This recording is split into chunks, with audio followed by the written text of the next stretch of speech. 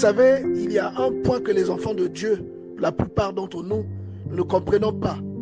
C'est que le diable n'a aucun avantage ou aucune gloire à tirer à combattre quelqu'un qui fait déjà le mal, à combattre quelqu'un qui désobéit à Dieu.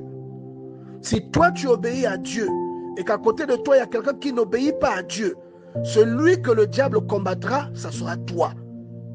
Parce que la Bible dit que sans la foi, on ne peut pas plaire à Dieu. Mais si le diable arrive à combattre ta foi par des épreuves, en t'empêchant d'obtenir ce que tu recherches, en t'empêchant d'atteindre tes objectifs, alors le diable, s'il réussit à atteindre ta foi, que tu es frustré parce que tu vois l'autre réussir, alors que toi, tu estimes être mieux que cette personne, tu estimes mener une vie plus pieuse que la vie que mène cette personne, mais que malgré tout, toi, tu n'arrives pas à voyager, malgré tout, tu ne t'en sors pas, tu ne construis pas ta maison, tu crains Dieu, alors que lui ne fait qu'avancer. Si tu commences à être frustré dans ton cœur, le diable n'est plus très loin de sa victoire.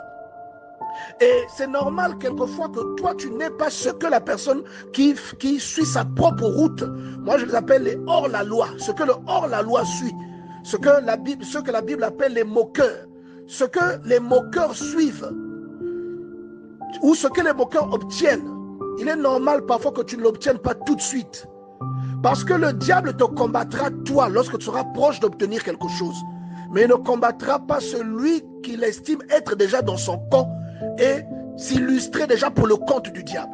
Vous comprenez ce que je veux dire? Une personne qui va coucher avec une autorité et finalement qui obtient une maison, une voiture, un 4x4 dernier cri, le diable ne combattra jamais l'acquisition de ce 4x4. Le diable ne combattra jamais cette personne de l'acquisition de sa maison.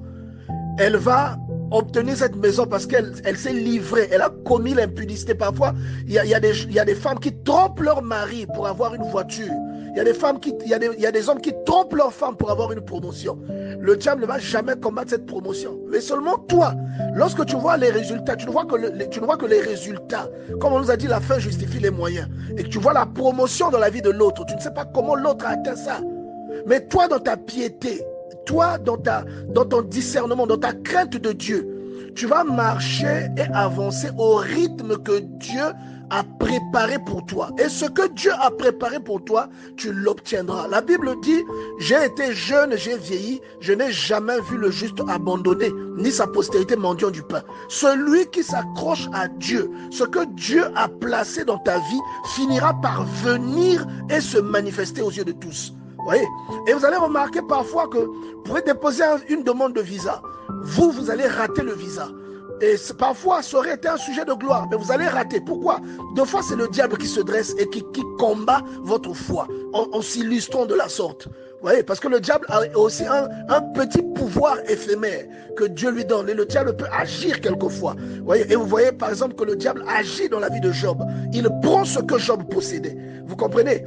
Et une personne qui fait déjà le mal, une personne qui fait déjà ce qui n'est pas normal, un pécheur, un criminel, le diable ne le combattra pas. Parce qu'il joue dans l'équipe du diable. Il porte le maillot du diable avec le dossard du diable. Vous comprenez? Le diable ne te combattra jamais si tu es en train d'avancer dans la mauvaise voie. Parce que c'est la voie qui appartient au diable. C'est sa voie à lui.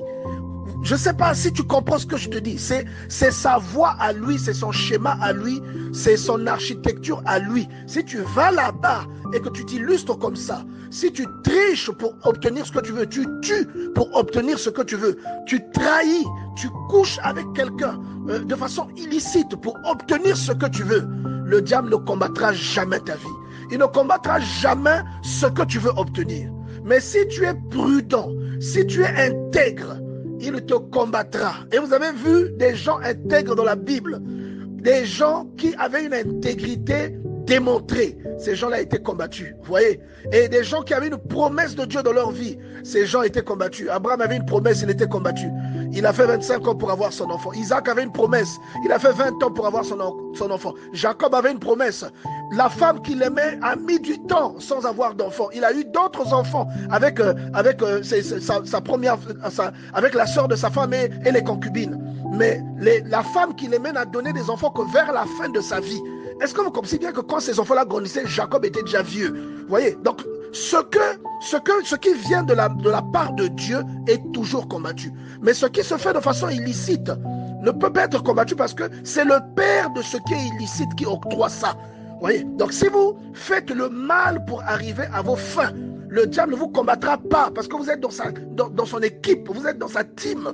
Vous servez ses intérêts. Il ne peut pas vous résister. Il n'attaquera pas vos enfants. Mais vous avez remarqué que quand vous êtes dans le monde, tout marche, tout ce que vous essayez de faire marche sans problème. Mais dès que vous commencez à prier, les problèmes commencent. Pourquoi? Justement parce que dès que vous commencez à prier, le diable doit attaquer votre foi. Il doit vous attaquer pour vous décourager. Parce que c'est la foi qui vous lie avec Dieu. Donc il va vous décourager en attaquant ce qui vous appartient, en attaquant vos enfants, en attaquant vos affaires, en attaquant parfois votre travail. Il va le faire pour que vous soyez découragés et que vous repartiez dans son équipe. Comprenez? Pour essayer d'obtenir les choses d'une façon illicite. Bien aimé, que Dieu nous ouvre les yeux, que Dieu nous ouvre la connaissance. Et pourquoi vous remarquez que dans ce psaume, Dieu est en train de vous donner ce conseil. Il dit que ton cœur ne batte pas la chamade parce que l'autre est en train de réussir. Voilà pourquoi l'une des conditions lorsque quelqu'un rencontre Dieu, c'est l'humilité. Tu dois avoir l'humilité et ça va faire naître en toi le désintérêt. Le sens des priorités de quelqu'un qui rencontre Dieu n'est pas le même que celui de quelqu'un qui n'est pas brisé. Celui de quelqu'un qui rencontre Dieu, il est déjà attaché aux choses spirituelles. La parole de Dieu dit, attachez-vous aux choses d'en haut et non à celles qui sont en bas. Donc il est déjà attaché aux choses qui concernent l'esprit, même s'il a des possessions, mais son cœur s'accroche aux choses d'en haut, aux choses célestes. La Bible dit, là où est ton trésor, là sera ton cœur. Mais quelqu'un qui a un esprit de possession, qui court après la possession, c'est une personne qui est dans un piège du diable. Il y a même des enfants de Dieu, des hommes de Dieu qui ont un esprit de possession. Tu vas voir qu'il ne va pas supporter de voir quelqu'un qui a payé une nouvelle voiture. Il ne supportera pas que l'autre soit au-dessus de lui. Et pourtant, il prie. Et vous voyez des gens comme ça qui prient. Vous voyez des frères comme ça. Vous voyez des sœurs comme ça dans l'église. Même des hommes de Dieu qui se font la concurrence entre eux. Ils ont un esprit de possession et ils sont dans ce piège abominable. Et le psaume 37, je pense qu'ils ne le lisent pas correctement. C'est un psaume qui t'exhorte à ne pas... Regardez, même un roi, David, un roi, dans le psaume 141, si ma mémoire est bonne, David explique que il dit à Dieu, je ne m'occupe pas de ce qui n'est pas à moi. C'est-à-dire, ce qui ne me concerne pas, ce qui n'est pas prévu pour moi, je ne m'intéresse pas à ça. Je n'ai pas envie de m'intéresser à ça. Je suis tranquille comme un enfant sevré. Vous voyez, ça c'est un roi. Donc, c'est pour nous inciter à être humbles et à nous contenter de ce que Dieu nous accorde, de ce que nous gagnons à la sueur de notre front, et non de ce que nous gagnons en faisant du mal aux autres, de ce que nous gagnons en nous dépravant, de ce que nous gagnons en tournant le dos au principe de Dieu. On est en train de te dire que c'est un esprit de possession, un esprit de concurrence, ça vient du diable. Et même si tu pries, même si tu as un rôle, même si tu as un poste dans l'église, ça signifie que tu n'as jamais vraiment rencontré Dieu. Vous voyez que la plupart des personnes malhonnêtes qui ont de l'autorité, par exemple des hommes politiques ou encore des hommes d'affaires, mais qui trichent et qui font ce qui est mauvais, qui font des rituels sataniques et ces choses-là, c'est pourquoi vous les voyez prospérer, parce qu'ils jouent déjà dans l'équipe du diable. Parmi eux, il y a des numéros 10, il y a des Messi et des Ronaldo parmi eux. Il y a des défenseurs et des latéraux parmi eux, vous voyez.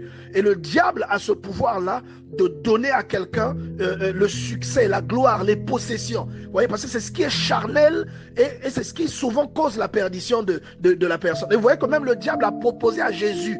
Et il dit, je vais te donner ça. Si tu m'adores, je te donne toute cette gloire et toute cette richesse. Donc il a ce pouvoir, vous voyez. Et donc, celui qui persécute la vie des enfants de Dieu, il ne persécute pas ceux qui font le mal, parce que ceux qui font le mal ne sont pas des enfants de Dieu. Ceux qui font le mal servent les intérêts du diable. Voyez? Donc celui qui persécute les enfants de Dieu, c'est le diable. Il les persécute à cause de leur foi et parce qu'ils veulent être justes devant Dieu. Celui qui se rend compte et qui se convertit, là, le diable va tout faire pour le ramener en Égypte. Vous voyez? Il va tout faire pour le décourager. Il va l'attaquer pour le décourager. C'est là où Dieu dit que on te met au feu pour t'épurer. Vous voyez? Et vous ne devez pas avoir cet esprit d'envie Et cet esprit, cette conquête de possession, conquête de gloire et de pouvoir, vous ne devez pas avoir cet esprit-là. Ce n'est pas un esprit qui vient de Dieu. C'est un esprit qui vient du diable. Un esprit de concurrence, un esprit de jalousie lorsque l'autre obtient. Et Dieu te met en garde, il te dit, ne suis pas cette route, n'envie pas celui qui est en train d'avancer dans les projets qu'il fait. Tu ne sais pas comment il fait pour avancer là-bas. Et si tu cherches à aller faire comme lui, tu vas te corrompre. Et ce que Dieu a prévu pour toi, tu vas le perdre. Vous comprenez? Il y en a qui aiment la facilité, mais bien aimé, sache que toi, s'il y a la difficulté, c'est normal que cette difficulté-là, tu la croises. La Bible dit, ceux qui voudront vivre une vie pieuse en Jésus seront persécutés. Et c'est pour ça que toi, tu as un léger retard quelquefois par rapport à celui qui fait du mal. Alors que cela ne t'étonne plus.